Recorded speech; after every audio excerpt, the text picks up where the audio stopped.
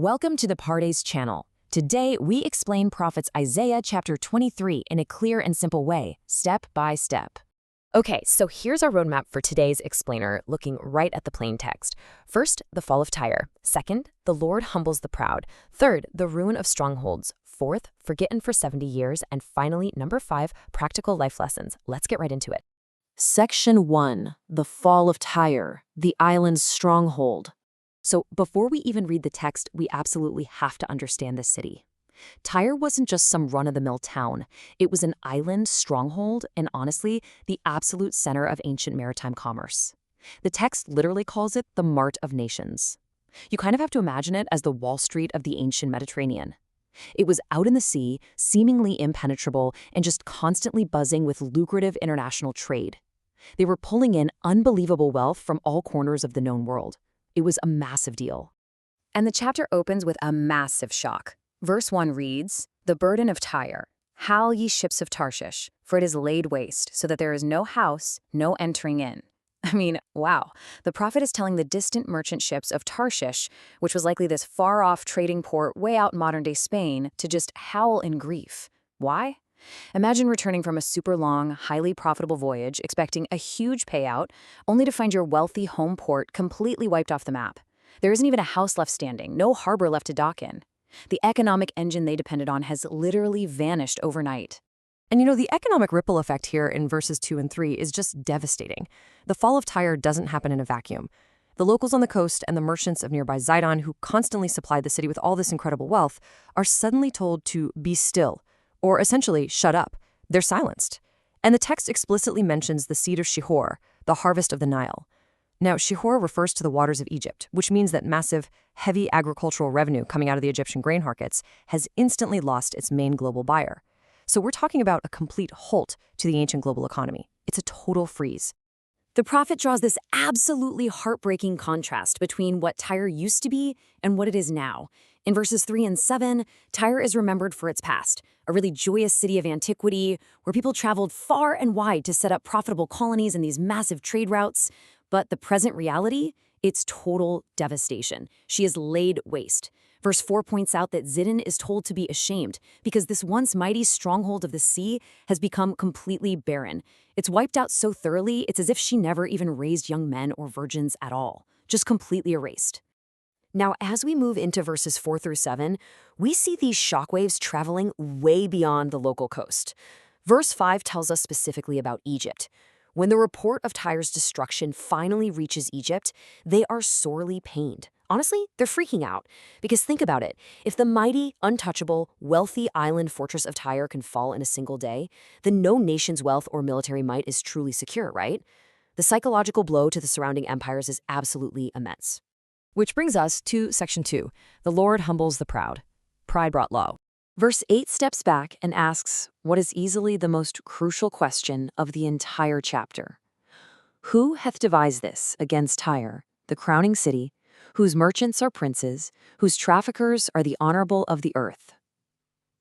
Basically, who could possibly have the overwhelming power and strategic genius to take down a city whose merchants were literally treated like global royalty? Who could pull that off? Well, verse 9 gives us a direct, unhesitating answer. The Lord of hosts hath devised it. It wasn't just an unlucky shift in geopolitics. It wasn't some random military defeat or bad luck. God himself orchestrated this. And the text gives us the exact, unambiguous reason why. To pollute the pride of all glory, to bring into contempt all the honorables of the earth. So this was a deliberate, targeted action by God to thoroughly humble human arrogance. People who consider themselves the honorable of the earth just because they've piled up massive material wealth and economic influence, God brings them into contempt. The text makes it crystal clear that no amount of economic power, corporate glory, or self-proclaimed greatness can ever stand against the ultimate supreme authority of the Lord of hosts. Section 3. The ruin of strongholds. Inescapable destruction.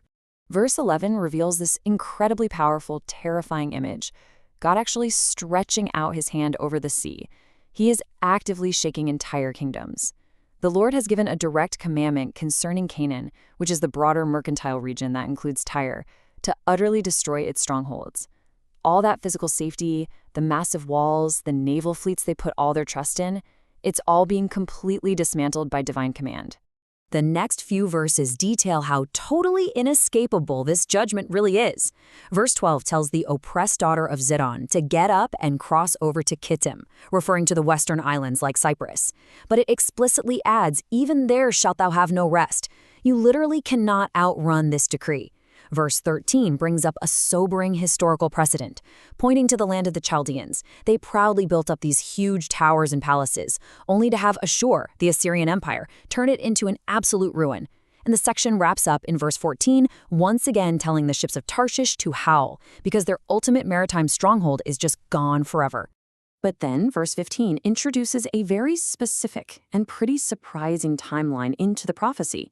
It turns out total destruction isn't necessarily the permanent end of the story for this ancient city.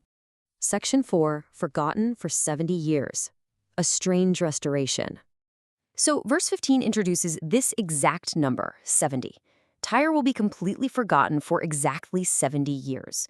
The text notes this is according to the days of one king, which basically represents a fixed, decreed era of time, kind of like the standard lifespan of a monarch's dynasty.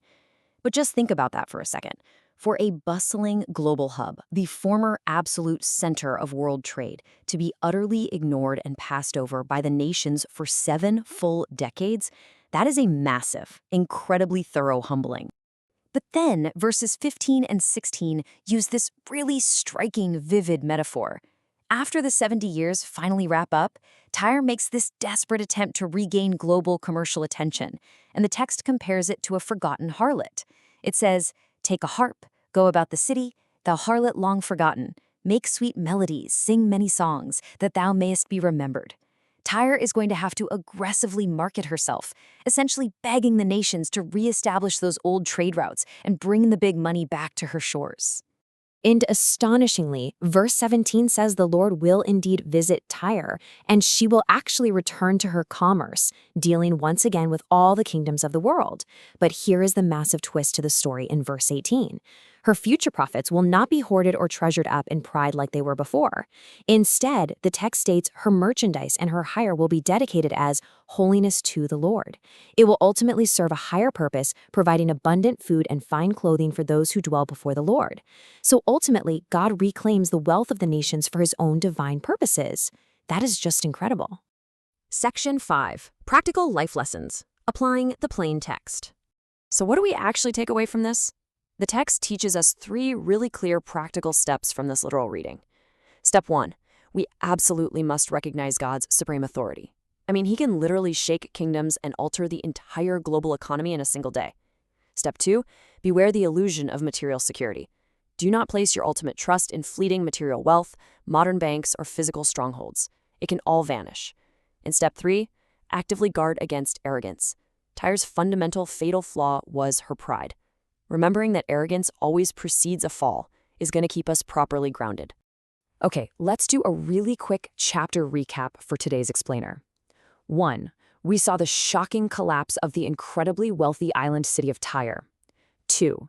We learned that this action was driven directly by the Lord himself to humble human pride and arrogance. 3. We saw a designated 70-year period of desolation where the city was completely forgotten. And 4. We saw that all worldly wealth ultimately belongs to the Lord and will eventually be reclaimed to serve his purposes. Before we go, I want to leave you with this provocative thought to reflect on today. If even the mighty ancient Mart of Nations, the absolute strongest, wealthiest financial capital of the ancient world, could fall in a single day at God's command, where are you placing your ultimate trust and security? It's a really profound question, and definitely worth asking ourselves when we think about what we truly value in our own lives. Thank you for learning with us. If this helped you understand the chapter better, like, subscribe, and join us for the next chapter.